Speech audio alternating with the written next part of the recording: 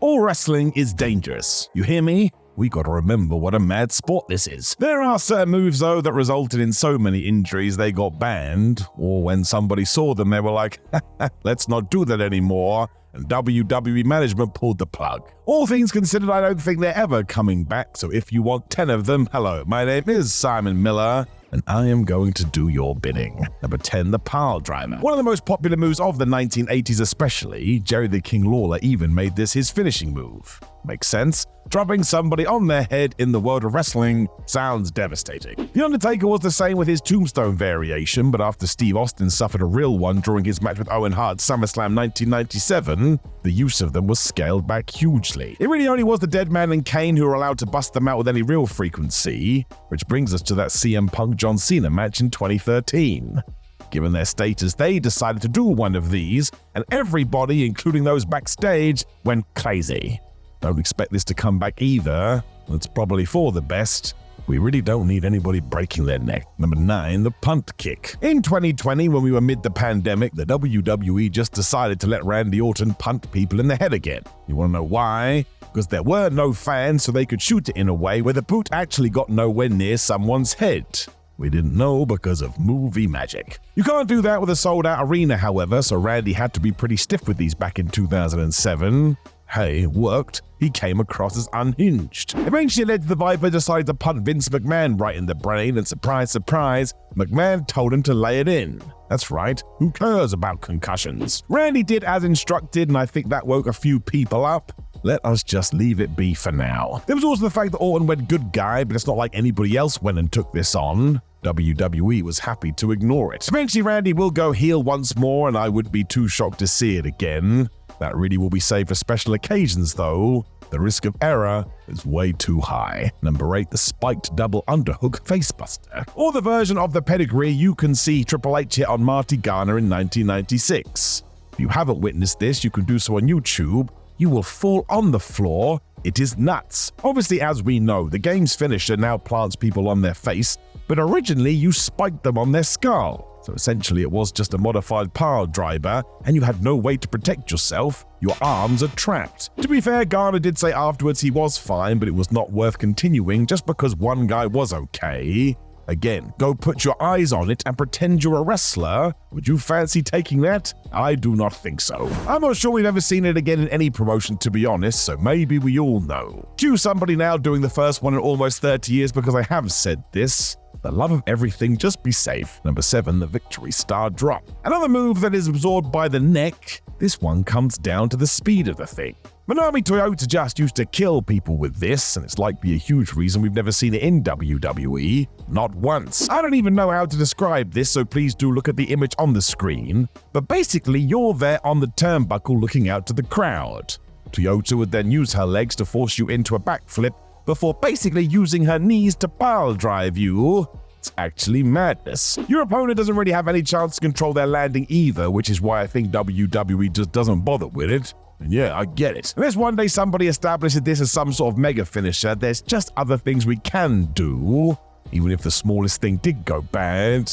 Well, I don't want to think about it. Number 6, the Shooting Star Press. It is not totally bad, but you don't see it as often as we once did. And in fact, most guys now do the standing version. That one is cool, but if you are going to scale the ropes, somebody needs to have a conversation. I think a reason for this is because Billy Kidman now works backstage as an agent, and that guy knows. Every now and then his shooting star didn't go to plan, and my gosh, it was really scary. Ultimately, I would guess most remember what happened to Brock Lesnar, and that's where the actual ban is. If you're a small flippy dude, you're all good, like Ricochet, but above a certain weight, you can forget about it. Doesn't matter how agile you are never going to get this signed off. Once again, here come those 3 words, I get it. Brock was lucky he didn't die after that WrestleMania mistake at WrestleMania 19, so let's never even tease this again. Number 5, the Dragon Screw Neck Whip. This is straight from Japanese legend Keiji Muto, and yeah, it's sort of a variation of the Dragon Screw Leg Whip, but the head and neck take place of the leg.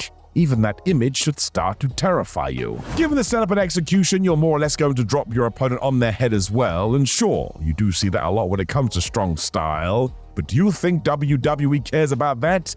Of course not. It's only fair to say that when you do your research, it doesn't seem like actually anybody has got injured from it. So maybe this is one of those maneuvers where it's wonderfully worked. The best always are. This could be because Muto was an all-time wrestler though, so if anybody is going to try it, you need to be the elite of the elite. It's also not totally different to Randy Orton's draping DDT, and he can do that with no issue, so I would assume it makes more sense for somebody else to just take that on after Orton has hung up his boots. Then you can call it a WWE lineage, or as Michael Cole says, that's vintage Orton. Before chair shots to the head. Well, this is the talking point at the moment as I do speak to you in the world of wrestling. We just saw quite the brutal headshot on AEW TV, and fans went nuts. Well, they just made a lot of noise online. It's only fair to point out that All Elite Wrestling did gimmick that chair, but in WWE, you are not going to see this. You do see projectiles being launched into skulls, but I guess that's where the line is drawn. People have already engaged in that debate. The evidence is there, of course, and it all ties into concussions. I say what I'm about to say somewhat lightly, but when you did see a chair shot to the head when we were younger, there was a cool factor to it. But then when you learn what it does to somebody's brain, well, it's not all that fun anymore. Ultimately, a human being's welfare and health has to take priority, and getting leathered in the skull how it used to be done is just asking for trouble. Some of the stories already from retired wrestlers are not enjoyable. WWE moved away from this in 2008 when the project went PG, so we know that it can be done. Nobody is messing around with it either. When at Mania, Triple H and The Undertaker ignored the rules and the game smashed the dead man in the head, they both got fined. So given their status, yeah, doesn't matter who you are, you ain't getting away with it. Number 3, the Tiger Driver 1991. I mean, it was sort of banned in AEW for a while too. Obviously that was a storyline, but goes to show how dangerous this move is. You can use it as part of the narrative that if you do get hit with it, you are done. That was Will Ospreay and Bryan Danielson, but it was the one William hit on Kenny Omega that will be talked about forever. All things considered, Kenny did take this like a pro, but it's that chat again. Unless you're some premier workers, it can go bad. If we break it down, you could essentially call it a double underhook pile driver. Well, that is what the effect is meant to be. When pulled off, the other person lands on their shoulders, but it is so close to their head. We are talking inches. It just wouldn't make sense for WWE to greenlight this because if the pile driver is out, the more dangerous version has to be out too. I honestly don't think we'll ever see anybody do this on Triple H's watch. We certainly didn't under Vince McMahon. Number 2, the Burning Hammer. Go and watch Kenta Kobashi hit the Burning Hammer on YouTube. You're not going to see many clips. The man reserved this for the most special of occasions, and there was a reason. This move was just the end. Kenta knew this and only busted it out on 4 specific opponents, and the reason for that is because Kobashi knew how good they were together. Between them, it would be alright. The fact he rarely used it also turned it into this mythical move, because when he did go for it, the crowd would go silent. It's like seeing a shooting star for the first time. Not a press. Now you can witness this in WWE most often when AJ Styles is fighting, because he has pulled it off on Cody Rhodes and even Matt Riddle back in 2021. The thing is, while still very impressive, it gets modified heavily and for good reason. Nobody is landing on their neck. Brian Kendrick and Kota Ibushi did go far more risky with it during the Cruiserweight Classic. I'm still going to call that one not entirely the real deal. The way Kenta hit it was like nobody else. It could be the scariest move ever. Number 1, the Kawada driver. Although if it had a rival for that accolade, then here it is. Accidentally created by Toshiaki Kawada, it of course dropped somebody onto their head.